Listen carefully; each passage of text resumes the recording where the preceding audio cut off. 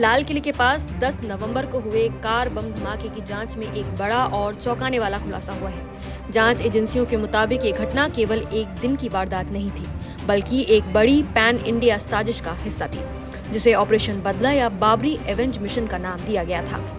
आतंकियों ने 6 दिसंबर 1992 को बाबरी मस्जिद विध्वंस की बरसी के दिन पूरे भारत में 32 कार बम धमाकों की योजना बनाई थी, जिसमें दिल्ली, लखनऊ, मुंबई, हैदराबाद, जयपुर, भोपाल और जम्मू प्रमुख लक्ष्य थे। जरा सोचिए, 3 दशक पुरानी आग आज तक जल रही है। इस योजना के तहत 32 अलग अलग कारों को बमों से लैस किया जाना था। जांच में सामने आया कि इन कारों में Maruti Brezza, Swift Dzire, Ford EcoSport और Hyundai i20 जैसी आम दिखने वाली गाड़ियां शामिल की गई थी, ताकि उन पर शक न हो। अब तक 3 कारें बरामद हो चुकी हैं, जिनमें 2 हरियाणा के फरीदाबाद और सोना से और एक कानपुर से मिली है, जबकि एक सिल्वर रंग की स्विफ्ट डिजायर अभी भी खोजी जा रही है। दिल्ली धमाके ने जिस चेहरे को सबसे बड़े साजिशकर्ता के रूप में बेनकाब किया, वो था डॉक्टर उमर नबी उर्फ उमर मोहम्मद, जो धमाके के वक्त कार चला रहा था। DNA टेस्ट के बाद उसकी पहचान पक्की की गई। पुलवामा का रहने वाला उमर फरीदाबाद की अल फला यूनिवर्सिटी में गेस्ट फैकल्टी था और एक व्हाइट कॉलर टेरर मॉड्यूल का हिस्सा बताया जा रहा है। एक ऐसा नेटवर्क जिसमें डॉक्टर, मेडिकल छात्र और लेक्चरर तक शामिल थे। जांच में सामने आया कि उमर ने हमले से पहले मुंबई की आसिफ अली रोड स्थित एक मस्जिद में भी समय बिताया था और आतंकियों के ऑनलाइन ऑपरेशंस में सक्रिय था। यूपी ATS ने कानपुर के कार्डियोलॉजी विशेषज्ञ डॉक्टर आरिफ को भी गिरफ्तार किया है, जो इस मॉड्यूल में महिलाओं की भर्ती और प्रशिक्षण का काम देखता था। वो दिल्ली धमाके में शामिल महिला ऑपरेटिव डॉक्टर शाहीन शाहिद का करीबी सहयोगी था। शाहीन को जैश ए मोहम्मद की महिला विंग का कोऑर्डिनेटर बताया जा रहा है। अब तक जिन 12 लोगों की गिरफ्तारी हुई है, उनमें 6 डॉक्टर हैं। एक चौंकाने वाला और अभूतपूर्व खुलासा। आरोपों की सूची बताती है कि ये लोग सिर्फ सहानुभूति नहीं रखते थे, बल्कि सक्रिय रूप से हथियार, पोस्टर, विस्फोटक, फंडिंग और मॉड्यूल ऑपरेशंस तक में शामिल थे। गिरफ्तार डॉक्टरों की भूमिका की बात करें तो डॉक्टर मुजम्मिल शकील, जो पुलवामा का रहने वाला है, 2900 किलो विस्फोटक जुटाने के आरोप में गिरफ्तार किया गया है। वहीं डॉक्टर शाहीन लखनऊ से है और उसकी कार से राइफल बरामद हुआ है। डॉक्टर आदिल अहमद, जो काजीगुंड का है, जैश के धमकी पोस्टर लगाने और लॉकर से AK-47 निकालने के आरोप में गिरफ्तार किया गया है। पुलवामा के डॉक्टर सज्जाद अहमद की भूमिका उमर के करीबी और पुलवामा मॉड्यूल से कनेक्शन होने की बताई जा रही है। वहीं लखनऊ के डॉक्टर परवेज अंसारी पर मॉड्यूल से जुड़े फोन और डॉक्यूमेंट्स बरामद हुए हैं और उसे शाहीन का भाई बताया जा रहा है। वहीं कुलगाम का डॉक्टर तजामुल अहमद मलिक आतंकी नेटवर्क से जुड़ाव के आरोप में गिरफ्तार किया गया है। ये पहली बार है कि आतंकी मॉड्यूल में इतने डॉक्टर शामिल मिले हैं, जो अपनी डिग्री और प्रोफेशनल पहचान के पीछे छुपकर आतंक की बड़ी साजिश में योगदान दे रहे थे।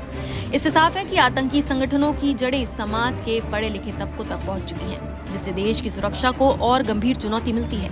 इन डॉक्टरों की गिरफ्तारी ने न केवल दिल्ली धमाके साजिश की परतें खोली हैं, बल्कि पूरे देश में ऐसे पेशेवर मॉड्यूल्स की मौजूदगी का खतरा भी उजागर कर दिया है। जम्मू कश्मीर पुलिस और सुरक्षा बलों ने सोपोर के मुमीनाबाद इलाके में 2 हाइब्रिड आतंकियों को भी गिरफ्तार किया है, जिनके कब्जे से डिजिटल डिवाइसेस, क्रिप्टो वॉलेट्स और 6D ऑपरेशन नामक एक फोल्डर बरामद हुआ है। माना जा रहा है कि ये फोल्डर 6 दिसंबर की ब्लास्ट योजना से जुड़ा एनक्रिप्टेड डेटा था। दिल्ली NCR में इस साजिश के बाद हाई अलर्ट जारी कर दिया गया है। पड़ोसी राज्यों जैसे कि हरियाणा और उत्तर प्रदेश में भी सुरक्षा बढ़ाई गई है। हरियाणा के खंदावली गाँव से एक संदिग्ध स्विफ्ट डिजायर कार मिली है, जो उमर के ड्राइवर की बहन के घर में पाई गई है। NSG की बम निरोधक टीम ने इलाके को सील कर गाड़ी की जांच शुरू कर दी है। डिजिटल साक्ष्यों से पता चला था कि डॉक्टर उमर नबी तुर्की के अंकारा में बैठे अपने हैंडलर कोड नेम यूकासा से ऑनलाइन संपर्क में था।